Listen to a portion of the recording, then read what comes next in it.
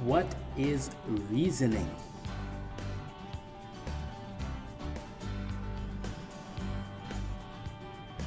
In philosophy, the word reason is often used as a noun. We'll say in accordance to reason. Reason is used as the highest court of appeal in philosophy to figure out whether or not something should be accepted or not accepted. Right now, we want to dig into that meaning to get a sense of what it means. First of all, we understand that humans have a thing called intelligence. Intelligence gives us the ability to calculate, to plan. It also allows us to reason, which is taking information and processing that information in a particular way to get results. Through reasoning, we're able to know, believe, have form reasonable opinions, solve problems, answer questions.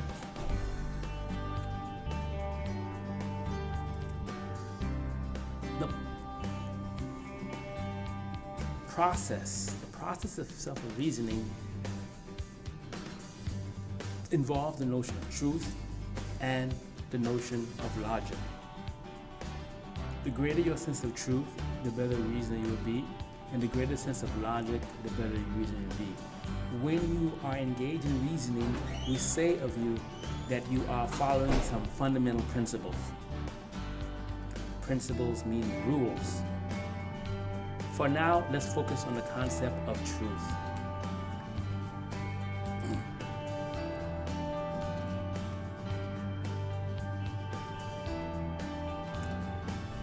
Truth, essential characteristics, characterizing truth, with the understanding that there are many, many definitions out there.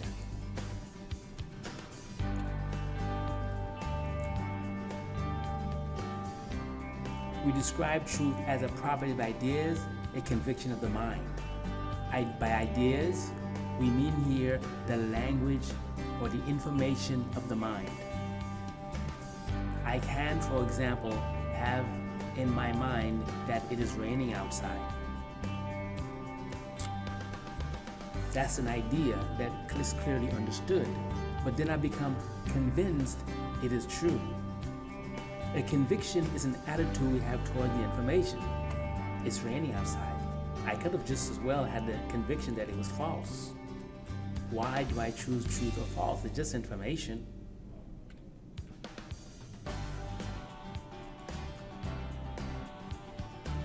Well, this conviction makes the word truth an abstract entity. It's a concept we can use, understand how we use it, but it's not any kind of particular thing. It's not even information, which is itself abstract, but it's an attitude towards the information. Some information is treated as true, some are treated as false, or it's unknown. And what we really fundamentally mean by saying it's true, we mean that those words, it's raining outside, is somehow connected to an actual domain, the reality of being outside. If the statement, it is raining outside, is true, it means right now, outside this building, there is rain coming from the sky and hitting the ground.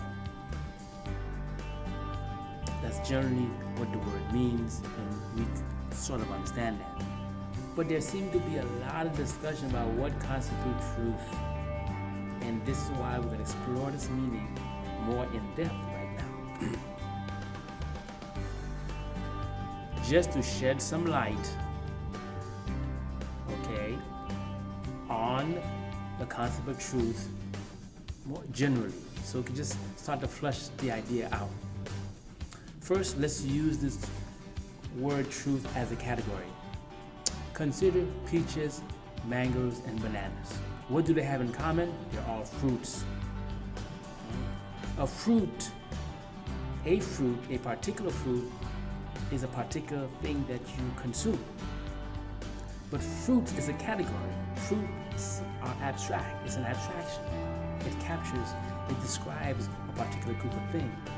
Fruits don't really exist. Fruits are real. So we can use the word truth in the same way.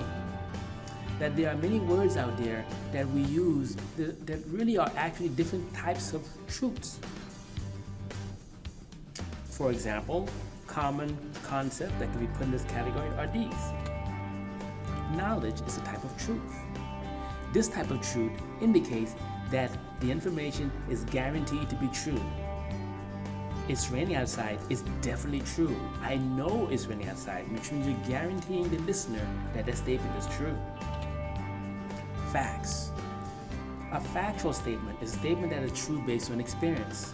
So if it's raining outside as a fact, then that means I experienced it. I saw the rain, or I felt the rain as it hit my head as I ran into the room. Opinions. An opinion is a statement that's subjectively true. That one is often difficult to explain completely. Opinion means it's true for me, but there doesn't really require any evidence outside of me to be true. If it's my opinion that it's raining outside, it doesn't mean it's actually raining. I just have that conviction that the statement is true. No evidence whatsoever. Often opinions are seen to be the weakest form of truth. Beliefs. Beliefs are statements that are probably true.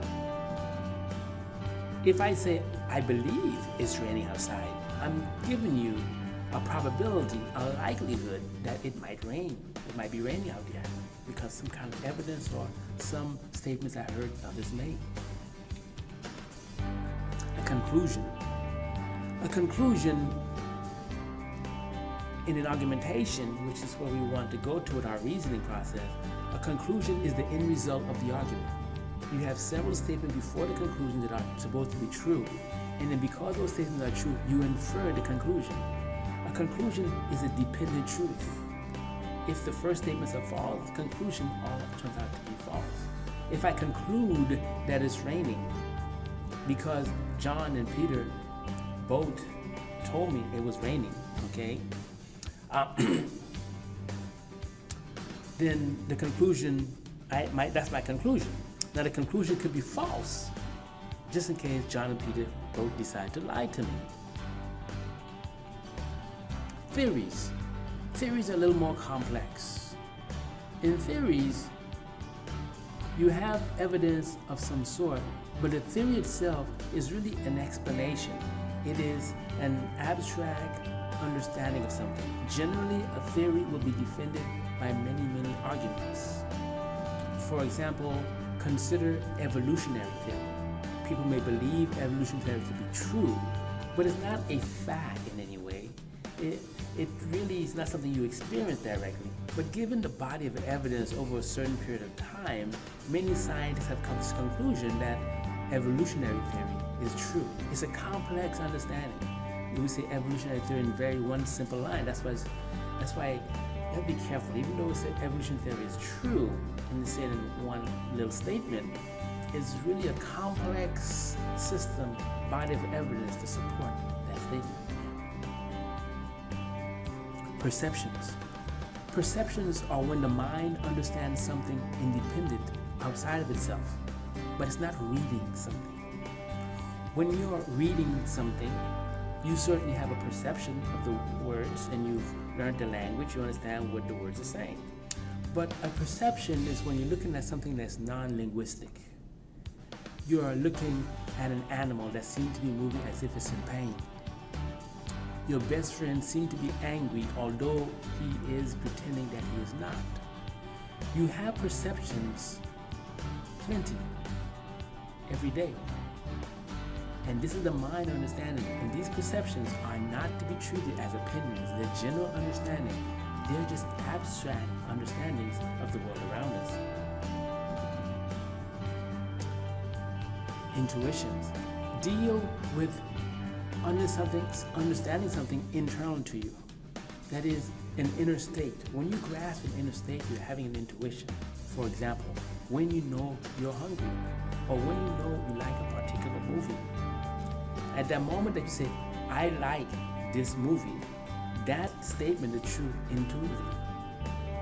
Or if you eat chocolate and you say, I like this chocolate candy, that claim is an intuitive claim. All of these words are actual types of truths.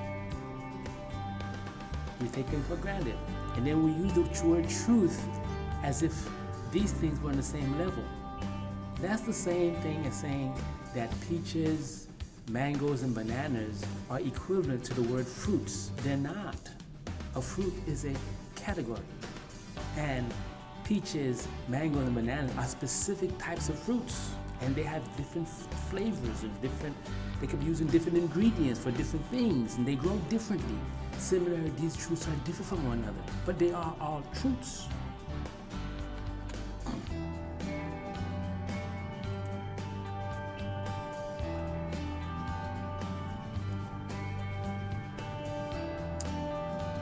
We can now look at some other types of truths which are even more relevant to philosophy in the studying philosophy, more complex concepts of truth, but they are still types of truth.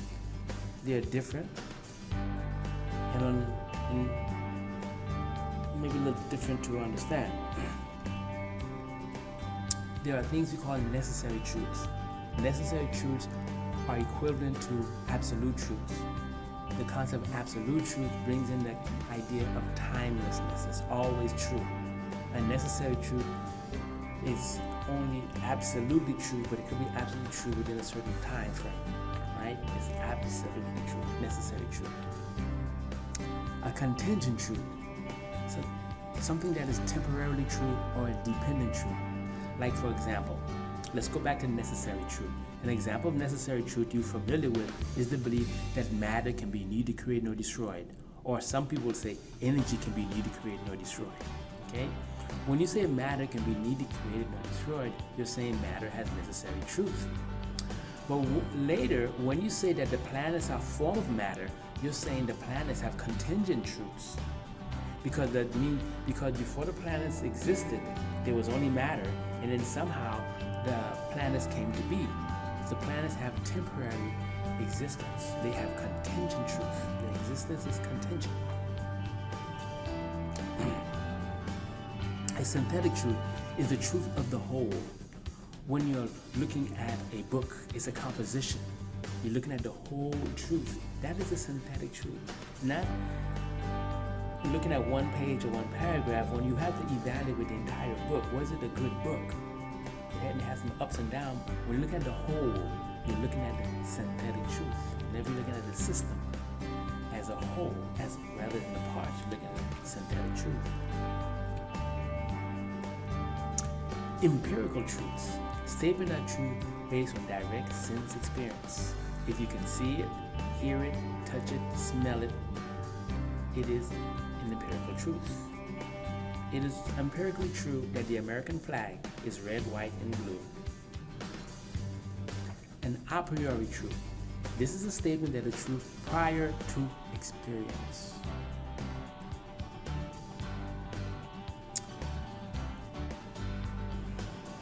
Another way to say a priori truth would be to say it's an historical truth. You're standing in a room. Well, it is true a priori, okay, that you are outside the room. Right? That is previous to now, while you're in the room, you were necessarily outside the room. It can be seen as an historical truth. Whenever you go back through time, what you immediately understand philosophically is that something did happen. Absolutely. You're not sure what happened, okay, but something did happen when you look at things historically. Every time you can go from the present and go backward with certainty, that's called an a priori truth. If you go backward in time and cannot be certain, you cannot treat it as an a priori truth. It's a truth of the past, but you know it to be necessarily true. An a posteriori truth is a truth about the future. You're in a room right now. We can say for certain it is true a posteriori that you're going to leave that room. Maybe not in an hour, maybe not 2 hours, but you are eventually going to leave that room. That's the truth about the future. Any claim about what's going to happen tomorrow, I'm going to go to class tomorrow, I'm going to watch my favorite movie tomorrow. Those are all a posteriori true. We believe them to be true because our experience shows that it's okay to believe that my favorite show is going to continue to come on Thursday night like it always has. Innate truth. A truth you're born with. Innate truth often deals and best deals with things, information about yourself, intuitive truths, right? That you like a particular type of food, you like a particular environment, or you like a particular person. Innate truth, knowledge about the self, self-knowledge. And analytical truth. The word analytical means to break something down to its smallest component, to analyze. And analytical truth is the truth of the part. When you're looking at a synthetic truth, you're looking at the whole. But when you're looking at things analytically, you're looking at the specific parts. These types of truths are also types of truths. As you journey deeper and deeper into philosophy, these truths will take greater and greater meaning. You will see the context in which they're used. But at the end of the day, it is to your advantage to see these as types of truth. Don't confuse them with the category of truth. When you're looking at the category, the philosopher is asking, what is truth? They're trying to get to the deeper meaning of truth that will cover all these types of truths.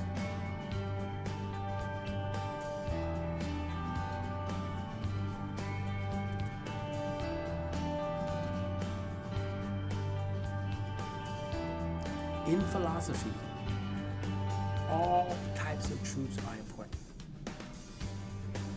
Other disciplines focus on specific types of truth and discount or degrade or devalue the other type of truths. Science, for example, focuses on empirical truths. Facts, synthetic truth because of their theories. And they like to discount the other type of truths, or many of the other types of truth, and to do their job, but that doesn't mean they're not of value. In philosophy, all the truths are important. Depending on the context, we have to use certain type of truths to figure certain things out. So all truths are important and should be held in high regard.